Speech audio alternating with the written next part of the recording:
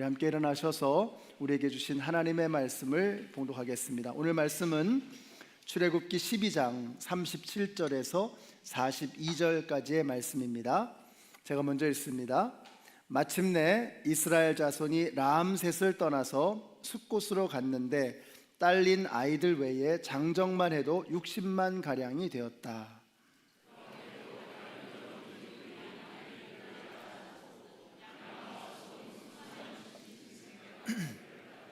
그들은 이집트에 가서 이집트에서 가지고 나온 부풀지 않은 빵 반죽으로 누룩을 넣지 않은 빵을 구워야 하였다.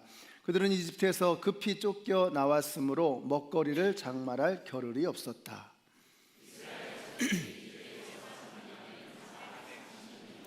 마침내 430년이 끝나는 바로 그날 주님의 모든 군대가 이집트 땅에서 나왔다. 그날 밤에 주님께서 그들을 이집트 땅으로 이끌어 내시려고 밤을 새우면서 지켜주셨으므로 그 밤은 주님의 밤이 되었고 이스라엘 자손이 대대로 밤새워 지켜야 하는 밤이 되었다. 아멘. 주님의 말씀입니다. 우리 옆에 계신 분들에게 축복해 주세요. 하늘 복 받으세요. 네, 하늘 복 받으세요. 사랑합니다. 축복합니다. 하늘 복 받으세요. 자, 모세라고 하는 이름의 뜻은 물에서 건져내었다라는 뜻입니다. 나일강에서 죽을 뻔한 모세를 하나님께서 건져내셨고 이제 80년이 지났습니다.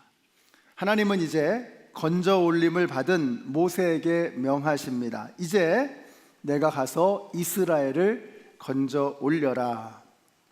여러분, 교회는 그리고 성도는 구원받는 것으로 끝날 수 없습니다.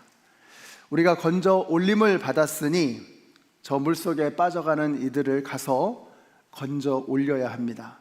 이것이 우리가 미시간의 행복한 만남을 그리고 온드라스 단기 선교를 하는 이유인 것입니다.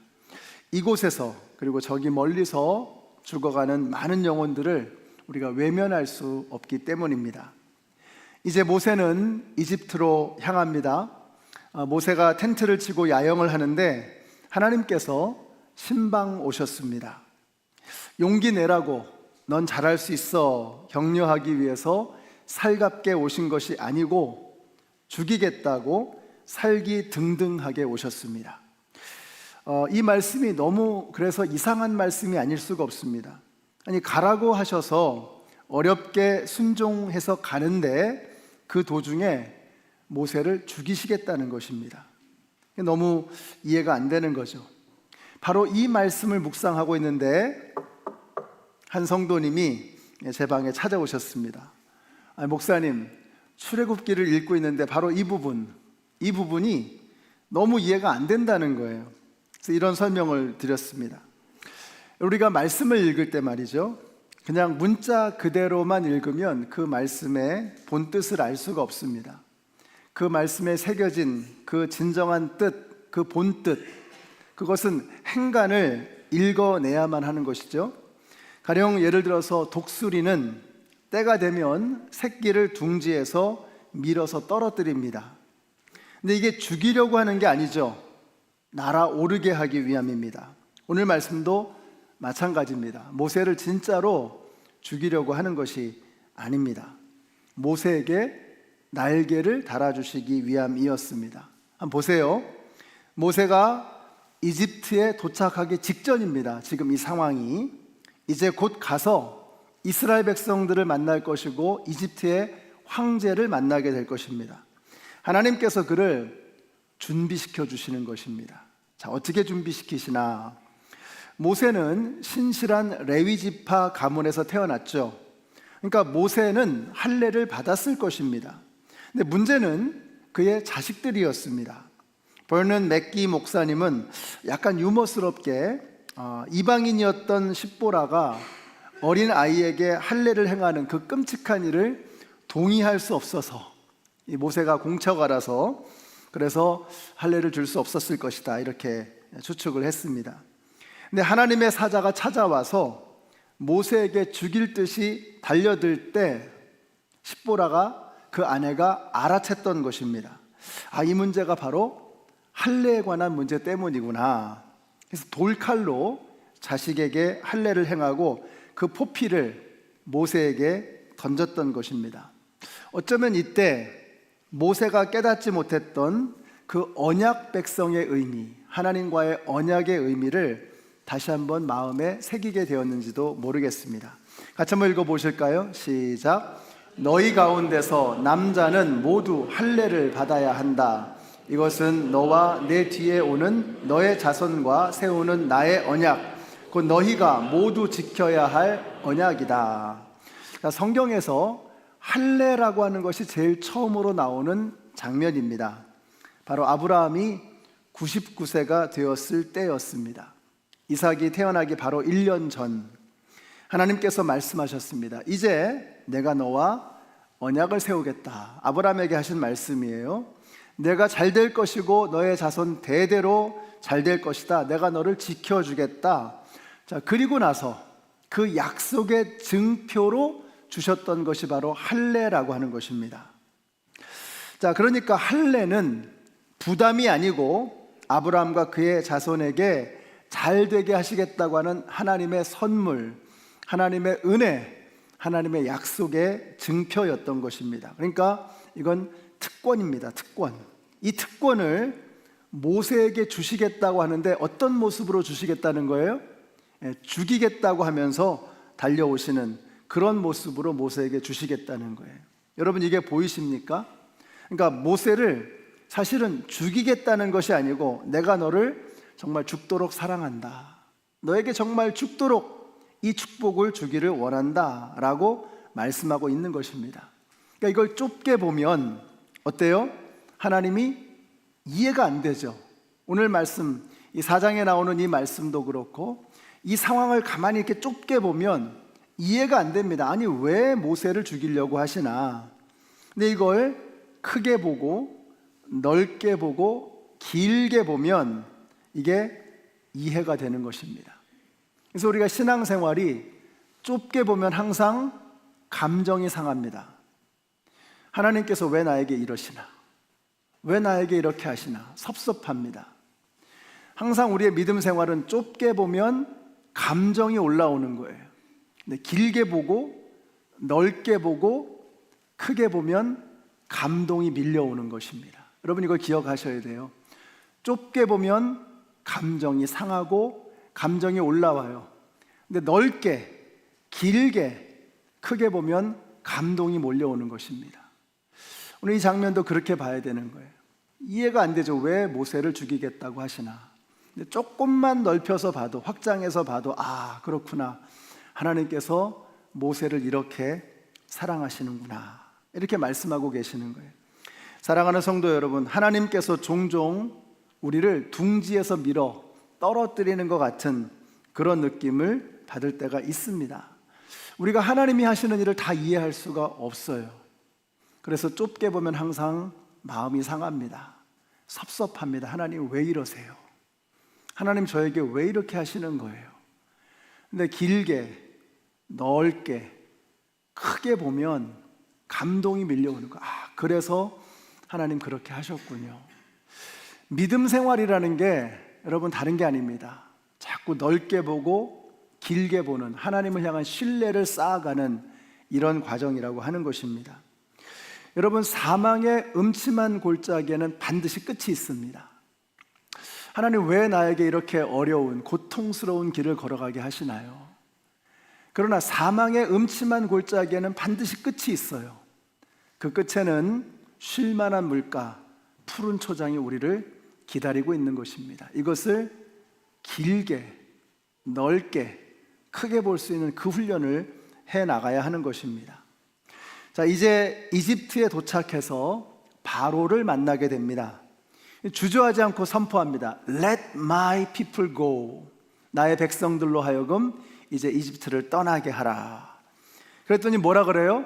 Who are you? What are you? 아니, 도대체 네가 뭔데 내가 이 백성을 가게 해야 되느냐? 자, 같이 읽습니다. 시작. 그러나 바로는 이렇게 대답하였다. 그 주가 누구인데 나더러 그의 말을 듣고서 이스라엘을 보내라는 것이냐? 나는 주를 알지도 못하니 이스라엘을 보내지도 않겠다. 자, 모른다고 하니까 어떻게 해요? 알려줘야죠. 그래서 10가지의 재앙이 시작이 되는 겁니다. 그러니까 10가지 재앙을 왜 하나님께서 왜 행하시는가? 모른다고 하니까 하나님이 어떤 분인가를 알려주시는 거예요. 누구에게요? 이집트 사람들에게, 그리고 이스라엘 사람들에게 이걸 알려주시는 겁니다. 자, 10가지 재앙은 여러분 주보에 보면 잘 나와 있습니다. 그 주보에 10가지 나와 있는데 이렇게 외우시면 좋아요. 피게리파 온도금의 암장, 이렇게 외우시면 됩니다. 저 주일학교 때 배운 거예요. 어릴 때. 나일강을 피로 바꾸시고, 개구리가 천지 사방에 가득하고, 이가 득실거리고 파리가 하늘에 시커멓게 꼈습니다. 온역, 그러니까 돼지 콜레라, 조류 독감, 코로나 이렇게 보셔도 좋을 것 같아요. 이런 것들이 창궐하고, 독종은 이제 악성 피부병이거든요.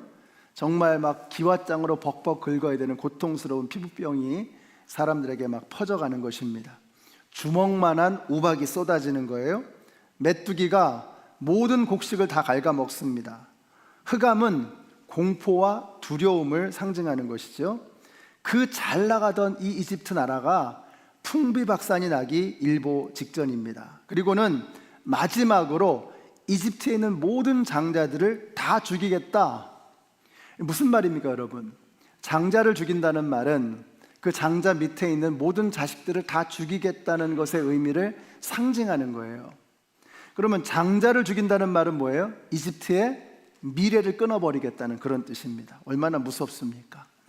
10가지의 재앙들 하나하나를 보면 사실 일어날 수도 있는 것들이죠. 생각해 보세요. 어쩌면 이집트 수천 년의 역사 속에서 이미 겪어보았을지도 모를 만한 일들입니다.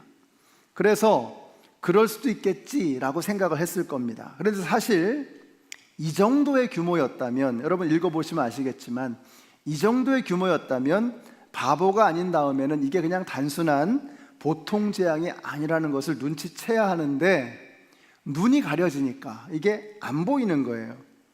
그래서 10가지 이 재앙의 의미가, 더 깊은 의미가 우리에게 다가옵니다. 그게 뭐냐면, 여러분 주보에 보시는 것처럼 이 10가지의 재앙들은요, 이집트 사람들이 신처럼 하늘처럼 섬기고 살아왔던 그 우상들에 대한 하나님의 심판, 하나님의 징계를 상징하고 있는 것입니다.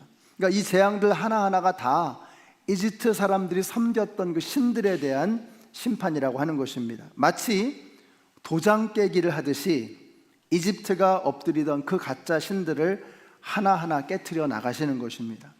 그러면서 알려주시는 거예요. 뭘 알려주시는 거예요? 이 땅의 주인이 누구냐, 진짜 하나님은 어떤 분이시냐라고 하는 것을 보여주시는 거예요. 자, 그런데 바로의 눈이 가려지니까 이게 안 보이는 거예요. 그래서 끝까지 변심하고 고집 피우고 그러는 겁니다. 죽을 것처럼 고통스러우니까 아이고 잘못했다고 이제는 떠나가라고. 근데 돌아서서 생각해 보니까 좀 아깝거든요, 아쉽거든요. 또 말을 바꾸는 거예요. 정말 우리의 모습을 보는 것 같지 않습니까? 우리는 조금 힘든 일이 있으면 하나님 잘못했습니다. 또 좋은 일이 좀 생기면 아이고 하나님 감사합니다. 그런데 조금만 지나면 언제 그랬냐는 듯이 다 잊어버리고 마치 내가 내 삶의 주인인 양 그렇게 살아갑니다. 바로가 바로 그랬다는 거예요. 이집트 안에 있는 것이 전부 자기 것인 줄 알았던 것입니다. 그러나 그것은 허상이었습니다. 10가지의 재앙을 통해서 깨닫는 게 뭐예요? 이집트 안에 있는 모든 것이 자기 것인 줄 알았죠. 왕이니까, 황제니까. 그런데 10가지의 재앙을 통해서 깨닫는 게 뭐예요? 이게 내 것이 아니었구나 라고 하는 것을 깨닫게 되는 것입니다. 바로가 통제할 수 있는 것은 먼지 한 톨도 없었다라고 하는 것을 그가 깨달아야만 했던 것입니다. 사랑하는 성도 여러분, 오늘 말씀을 통해서 내 삶의 주인이 내가 아니라고 하는 이 사실이 저와 여러분에게 깨달아지게 되시기를 축복합니다. 여러분 한번 생각해 보세요. 만약에 내 심장이 내 것이라면, 아니 진짜 내 것이라면, 여러분 진짜 내 것이라는 말이 뭐예요? 내 마음대로 할 수 있다는 거 아닙니까? 정말로 내가 마음대로 할 수 있다는 거 아니에요? 내 심장이 내 것이라면 심장병은 걸리면 안 되는 겁니다.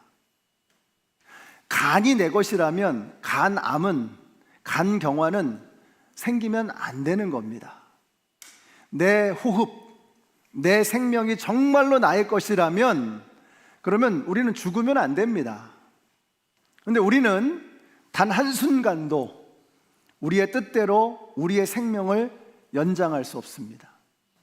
내 몸도, 내 생명도, 내 물질도 나의 것이 아닙니다. 우리는 나의 명의로 되어 있는 것, 내 이름으로 되어 있는 것, 내 손에 붙들고 있는 것 다 내 거라고 생각합니다.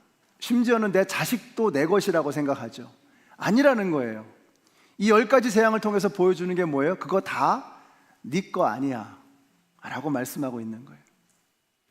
사랑하는 성도 여러분, 나의 것이 하나도 없는 것입니다. 우리가 이 바로가 겪은 10가지의 재앙을 통해서 깨달아야 되는 게 뭐냐면, 진정한 나의 생명의 주인은 누구이신가?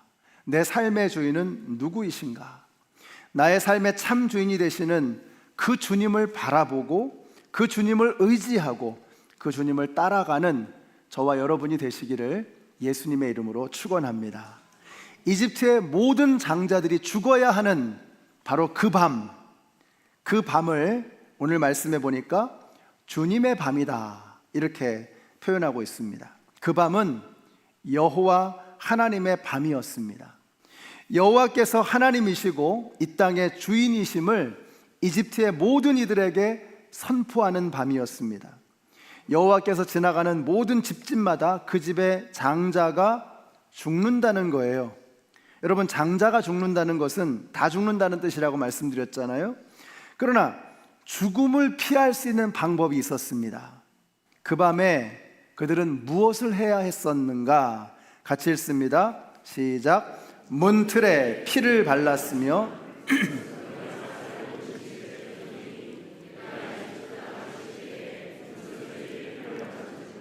그 피를 보고 내가 너희를 치지 않고 넘어갈 터이니 너희는 재앙을 피하여 살아남을 것이다. 아멘. 여기서 넘어간다 라고 하는 이 단어는 히브리어로 파사흐라고 하는 단어를 씁니다. 이 파사흐라고 하는 단어는 영어로 pass over, 건너뛴다, 뛰어넘어간다. 우리말로는 유월절이라고 하죠. 유월절은 준을 말하는 게 아니고 유월, 뛰어넘어간다, 죽음의 사자가 뛰어넘어갔다라고 하는 이런 뜻입니다. 자, 그 죽음이 pass over 하는, 죽음이 파사흐 하는 유일한 방법이 뭐였다는 거예요? 바로 어린 양의 피를 바르는 것이었다라고 말씀하고 있는 거예요. 근데 생각해 보면 여러분, 솔직히 황당하지 않습니까?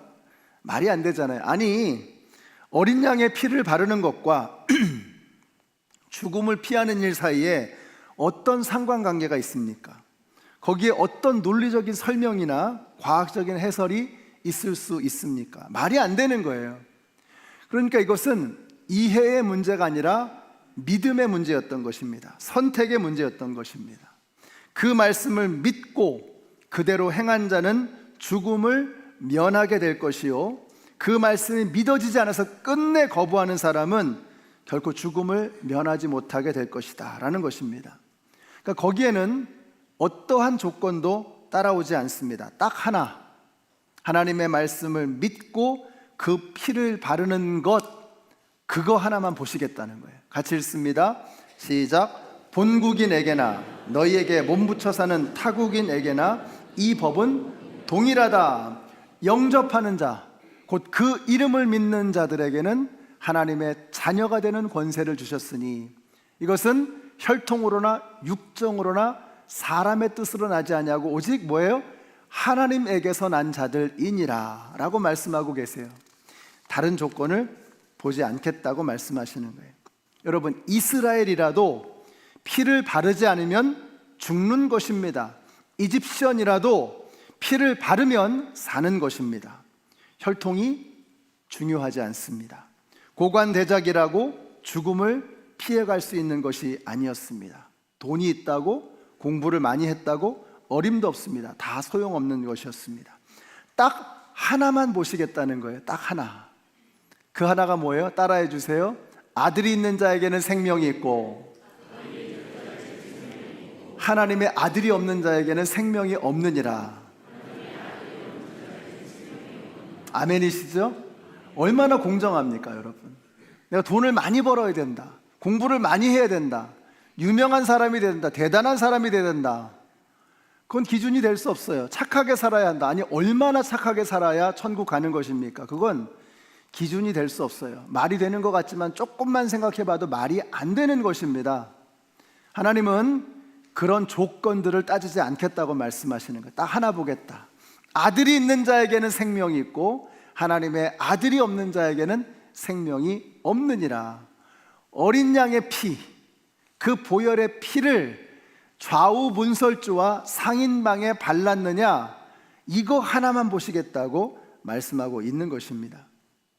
자, 그리고 나서 여러분, 이것이 정말 이 일이 얼마나 작은 일입니까? 생각해 보면 어린 양의 피를 바르고 생명을 구한다? 어린 양의 피를 바르는 것은 이건 솜털처럼 가벼운 것입니다. 그런데 그 작은 일의 결과는 심히 심대했습니다. 죽느냐 사느냐가 걸려 있는 것이죠. 자, 이렇게 피를 바르고 나서 그 다음에는 뭘 하라고 하셨나? 유월절. 자, 그러니까 그 주님의 그 밤에 하나님께서 선택한 자들은 뭘 해야 되느냐?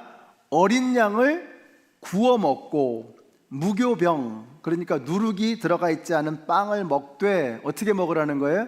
신발을 신고 띠를 두르고 서둘러서 지팡이를 들고 급하게 먹으라고 말씀하십니다. 17세기 프랑스의 잔느 귀용이라고 하는 분이 이걸 이렇게 참 멋지게 해석을 하셨어요. 어린 양의 고기를 오늘 말씀의 성경에 보시면은요, 삶아 먹지도 말고 날로 먹지도 말고 어떻게 먹으라 그랬어요? 구워 먹으라고 했어요. 불에 구워 먹어라. 근데 잔느 귀용은 이걸 이렇게 표현했습니다. 어린 양의 고기를 구워 먹는 것은 그 위에 붙어 있는 불을 삼키는 것이다. 정말 멋있어요. 우리는 어린 양 예수의 피로 깨끗해졌습니다. 그리고 어린 양 예수께서 주시는 생명의 양식으로 살아가야 합니다. 그런데 불로 구워 먹어야 한다는 것입니다. 불은 성령을 상징하죠. 성령의 불이 임해야 하는 것입니다. 정말 그런 것 같아요. 우리가 머리로는, 지식으로는 하나님께서 나를 사랑하시지, 예수님께서 나를 위해서 십자가에서 죽으셨지, 이거 압니다. 근데 여러분, 이거 지식으로 아는 것이 이게 다가 아니라는 거예요. 그 지식으로 들은 이야기를 내가 믿게 하고 그 믿음의 능력이 생기게 하는 것은 성령 하나님의 역사인 것을 믿으시기 바랍니다. 성령 하나님이 역사하셔야 그게 믿어지는 거예요. 나를 위해서 죽으셨구나, 나를 그렇게 하나님이 사랑하시는구나. 이건 성령 하나님의 역사라는 거예요. 성령의 불이 붙은 그 고기를 먹어야 된다는 거예요. 우리 여기 계시는 우리 모든 성도님들, 여러분이 말씀을 받고 말씀 읽으시고 찬양을 드리되 그냥 찬양하고 그냥 말씀 읽고 그냥 설교 말씀을 듣는 것으로 끝나지 말고 그 말씀과 찬양 위에 불이 붙게 되시기를 예수님의 이름으로 축원합니다. 성령의 불이 붙어요. 성령의 불. 그래서 불이 붙어 있는 그 구워 먹는 고기, 불이 붙어 있는 그 불을 함께 통째로 먹어야 된다라고 말씀하고 계세요. 자, 무교병은 뭐라고 설명을 했느냐? 무교병은요, 누룩을 넣지 않은, 급하게 만든 겁니다. 부풀릴 시간이 없는 거예요. 그래서 무교병이라고 하는 것은 가장 심플한 형태의 먹거리라는 거예요. 가장 심플한 형태. 여러분, 단순할 때 능력이 있는 겁니다. 복잡하면 능력이 없어요. 단순해야 거기에 파워가 있는 거예요. 심플한 것이 파워풀한 것입니다. 우리의 믿음 생활이 좀 더 심플해져야 합니다. 너무 복잡해요. 예면 예라고 하고 아니면 아니오라고 하고 거짓이나 더러운 죄악이 들어가서는 거기엔 능력이 있을 수 없어요. 자꾸 둘러대고 자꾸 핑계대고 왜 그렇습니까? 여러분, 우리 안에 자꾸 죄성이 들어가 있는 거예요. 그래서 우리가 정말 하나님의 능력 안에서 심플해질 때 그때 강력해지는 거예요. 우리 성도님들이 복잡하게 살지 마시고 자꾸 이렇게 비비 꼬거나 둘러대지 마시고 예할 때 예하고 아니오할 때 아니오하고 진실하게 정직하게 심플하기 때문에 파워풀한 삶을 살아가시는 우리 모두가 되시기를 예수님의 이름으로 축원합니다. 신발을 신으라고 했어요. 신발을. 근데 이거 좀 이상하죠. 바로 지난주에 모세에게 뭐라고 말씀하셨죠? 네, 기억하시네요. 이곳은 거룩한 땅이니 내 발에서 뭐예요? 신을 벗어라. 우리가 하나님의 부르심 앞에 나아갈 때 신발을 벗고 주님, 저는 주님의 종입니다. 겸손하게 엎드려야 되는 거예요. 그런데 엎드리는 것으로 끝나면 안 되죠. 이제 일어나서 가라고 하는 것으로 달려가야 하는 것입니다. 그때 우리는 어떻게 해요? 신발을 신어야 되는 거예요. 신발하면 생각나는 게 있죠. 하나님의 전신갑주 중에 맨 마지막에 나오는 복음의 신발. 한 2주 전이었던 것 같아요. 하나님의 전신갑주 새벽기도회 때 설교하면서 그런 말씀을 드렸어요. 우리가 복음의 신발을 신을 때 우리가 강력한 영적인 근육을 갖게 되는 거예요. 왜냐하면 복음의 신발이라는 게 뭐예요? 섬기기 위해 달려가는 겁니다. 뛰어다니는 거예요. 그러면서 믿음이 성장하는 거예요. 미행만을 하시는 분들이 왜 좋은지 아세요? 섬기면서 믿음이 단단해지는 거예요. 영적인 근육이 생기는 거예요. 선교 가면 왜 은혜가 되는지 아세요? 내가 여기에서만 탁상 공론하는 게 아니라 책상 앞에서만 신앙생활하는 게 아니라 주님이 가라고 하는 곳으로 뛰어가는 겁니다. 달려가는 겁니다. 그러면서 영적인 근육이 생겨나는 거예요. 능력이 생겨나는 거예요. 신발을 신어야 하는 것입니다. 여기 나오신 우리 모든 성도님들, 여러분의 신발, 여러분이 이곳을 나가게 되실 때 그냥 맨발로 나가시는 게 아니라 여기 오시면 신발을 벗으셔야죠. 하나님 앞에 엎드리는 것입니다.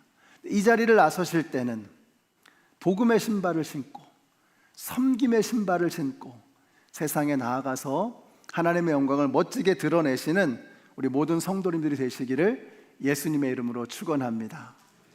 오늘 제가 보통 빨간 타이를 제가 잘 안 합니다. 왜냐하면 좀 너무 강렬해서 좀 부담스럽거든요. 그래서 특별한 이유가 있지 않으면 빨간색을 안 합니다. 그래서 제가 빨간 타이를 하면 이유가 있구만 이렇게 이해하시면 돼요. 오늘은 왜일까요? 성령의 불, 어린 양의 피, 빨간색 아니고 다른 색깔을 생각할 수가 없었어요. 근데 여러분, 빨간색 타이를 맨다고 해서 되는 게 아니죠. 우리의 가슴에 좌우 문설주에 상인방에 예수 그리스도의 피를 흥건하게 적셔야 합니다. 그리고 성령의 불이 우리의 심령 가운데 임해야 합니다. 그리고 복음의 신발을 신고 섬김과 헌신과 희생의 신발을 신고 세상으로 나아가는 것입니다. 그와 같은 하나님의 사람들을 통해서 이번 한 주도 우리의 삶의 자리에 하나님의 나라가 이 땅 가운데 멋지게 증거될 줄로 믿습니다. 여러분을 통해서 그와 같은 멋진 일들이 일어나게 되시기를 우리 예수님의 이름으로 축원합니다. 기도하겠습니다. 주님, 감사합니다. 어린 양의 피, 그 예수의 피가 우리의 가슴에 흘러 넘치게 하여 주시옵소서. 주님께서 다 떼어주신 당신의 살과 피를 먹고 마시며 그 위에 성령의 불이 붙어 이 세상의 모든 풍조를 이겨내는, 세상을 거슬러 올라가는 승리하는 삶을 살아가는 우리 모든 성도님들이 다 되게 하여 주시옵소서. 예수님의 이름으로 기도드렸습니다. 아멘. 네, 함께 일어나